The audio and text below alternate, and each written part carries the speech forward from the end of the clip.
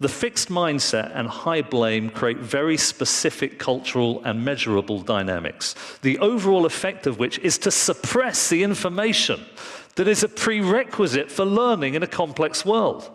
And you can see the consequence of this in the hard data. This is just one manifestation of it, by the way. Preventable medical error, and I want to really emphasize the first word in that formula. Preventable medical error. These are the avoidable mistakes. According to the Journal of Patient Safety, in the United States, every year in hospitals alone, 400,000 people are killed.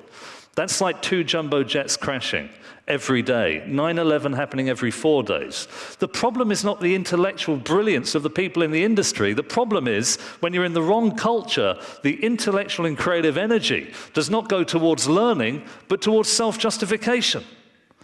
The statistics are also very damaging in the UK.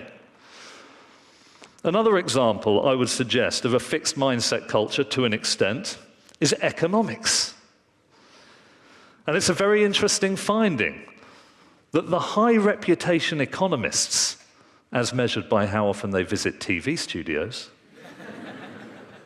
make the worst predictions. Why is that? The reason is when they make an error of prediction, instead of learning from it, instead of enriching and revising their theoretical assumptions, they go onto television to come up with those tortuous ex-post rationalizations for why they were right all along. The low reputation economists can get their ego out of the way. They can see the data in a clear-eyed way and therefore make the adaptations with a growth mindset that makes them better in the long term in terms of their predictive track record.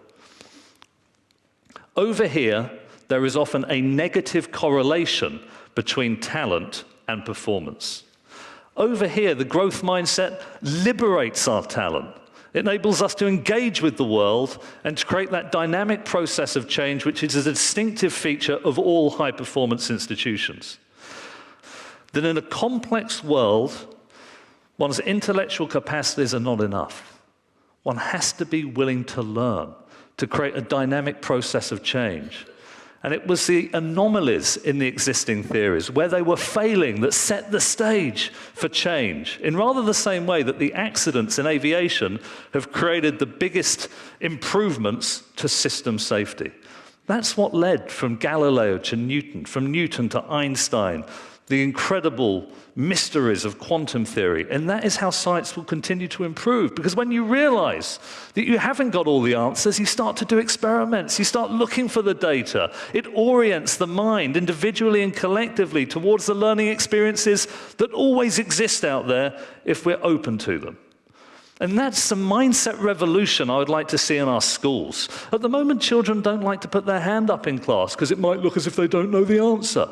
There's a great deal of fear and defensiveness. We need to liberate our children to ask questions, to break the rules, to find out more about this world that is so infinitely interesting and which we have to engage with.